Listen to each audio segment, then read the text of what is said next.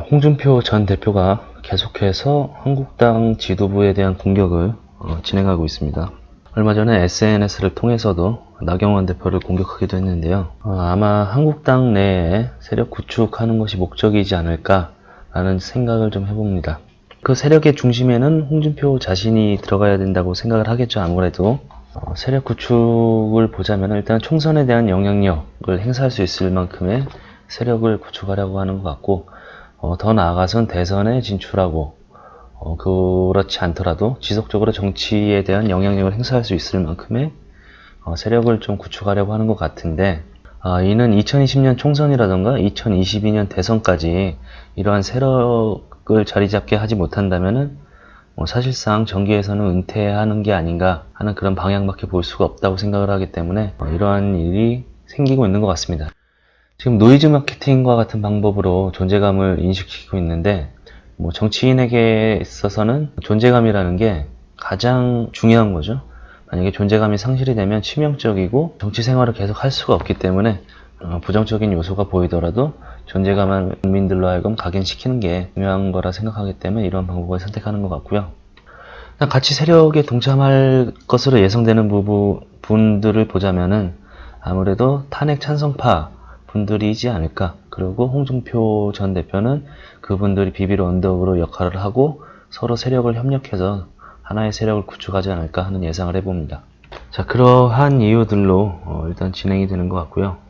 SNS로 많이 공격을 하시는데, 한번 SNS 얼마 전에 올라온 거를 좀 보자면은 좀 공격의 논리가 좀 부실하지 않나 하는 생각을 해봅니다. 나경원 원내대표가 과거에 서울시장 선거에 나갔을 때 그 최구식이라는 운전수행비서가 디도스 공격을 하면서 나경원 원내대표를 그 당시 이제 서울시장 후보 시절에 부조리한 방법으로 도왔다, 불법적으로 도왔다라는 일이 발생이 되면서 본인이 사퇴를 한 적이 있었다. 또한 문재인이 쇼를 벌이고 방북을 하고 하는 방법으로 지지율을 올려서 80%까지 올라간 상태에서 총선을 패배했는데 그때도 본인이 책임을 지고 사퇴를 했었다. 둘 다 보면 남 탓이죠. 최구식 때문이다. 문재인 쇼 때문이다. 하지만 나는 사퇴를 했다. 이런 남 탓으로 적용을 하고 있는데, 나경원 원내대표에게는 선거법 패스트트랙 사건에도 나경원 원내대표 탓을 하고 장외투쟁 정지 후에 국회에 복귀한 것도 그러고 추경이 진행된 것도 나경원 원내대표 탓으로 지금 저격을 하고 있습니다. 일단은 내용을 좀 보자면은 선거법 패스트트랙 사건에도 우선적으로 심상정이 뭔지도 모르고 알지도 말라는 법안을 상정했고, 오신환 지금 현 바른미래당 원내대표죠. 오신환 의원이 하지 않아도 되는 말을 굳이 해갖고 그 문희상 의장하고 또 좌파 몇 명들하고 불법 사보임을 진행했죠. 그러다 보니까 이것을 막내 진행하네 하면서 민주당 같은 경우에 빠루 들고 쇠망치 들고 폭력이 난무할 때 어떻게 해서라도 막아보겠다고 했던 나경원 원내대표 탓을 하고 있는 건데요. 물론 그 진행 과정이 썩 마음에 드는 부분은 없었지만 일단은 그 부분에 대해서는 최선을 다한 게 아닌가. 책임을 지어야 되는 부분보다 민주당이나 그 외 좌파 정당들이 강제적으로 진행했던 패스트트랙에 실어서 선거법을 개정하려고 했던 점을 오히려 지적해야지 나경원 원내대표 지적해야 될 부분은 아닌 것 같고요. 그 다음에 장외투쟁 정지에 대해서는 일단은 그 안보국회를 목적으로 정지를 하고 있었던 거죠. 이제 국회를 열어야 안보국회를 할 수가 있으니까 장외투쟁을 멈추고 안보국회를 하는 조건으로 추경을 하는데 협의를 했던 거죠.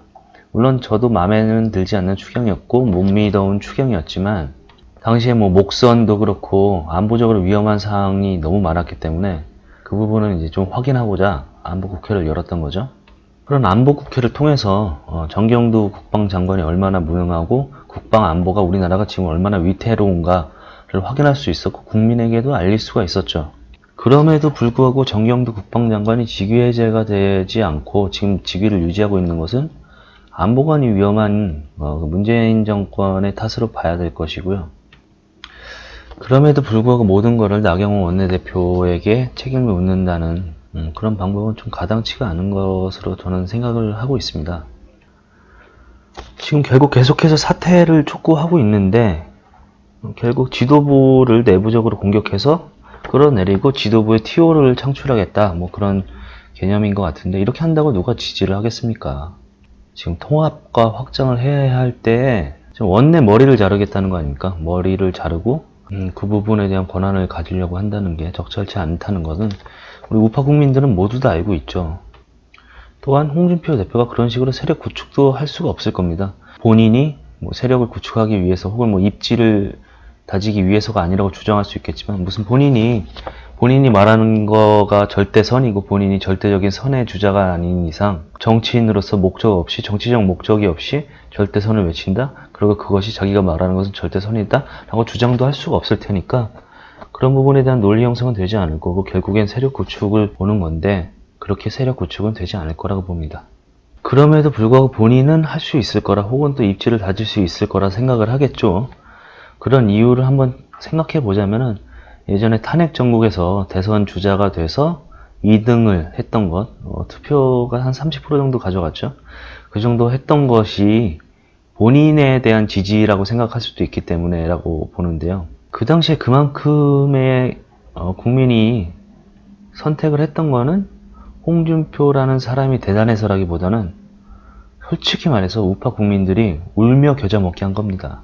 그런 식의 대안이었던 거죠. 근데 그거를 좀 착각을 하지 않았으면 좋겠고요. 자꾸 우리 우파 국민들, 대한민국 국민들한테 울며 겨자 먹이지 말고 차라리 좀 서로를 위해서 좀 제안을 하자면은, 저는 뭐 박지원 의원처럼 국회에서 좀 원로급이 될 때까지 장기적으로 계시는 게 좀 좋지 않을까, 본인에게도 그리고 우파 국민들에게도 서로가 도움이 되지 않을까 하는 좀 제안을 해보고 싶고요. 지금 하고 있는 공격은 결국에는 다 죽던가 홍준표를 택하던가로 보이는데, 자꾸 이런 모습을 보이면은 오해가 쌓일 수도 있습니다. 뭐 어떤 오해냐, 예를 들자면은 이런 식으로 내부 분열을 만들어서 민주당이 계속 집권해야 하거나 혹여 정권이 바뀐다면 본인이 정권을 잡지 않으면 안 될 이유가 혹시 무언가가 있지 않을까 하는 의심이라기보다는 의혹이 생길 수도 있다는 거죠. 혹시 뭐 그들과 연계된 무언가가 있지 않을까, 자꾸 이렇게 분열을 야기시키는 이유가 꼭 본인의 세력 구축뿐만 아닐 수도 있다라는 뭐 좀 가능성 낮은 상상이긴 하죠. 그런 것도 발생이 될 수도 있으니까, 그러니까 제가 추천을 드리자면은 오해의 길을 멈추시고, 내부 총질 멈추시고, 분열 멈추시고, 우파 국민과 대한민국과 본인과 서로가 윈윈할 수 있는 방법을 찾기를 권해드립니다. 이상입니다.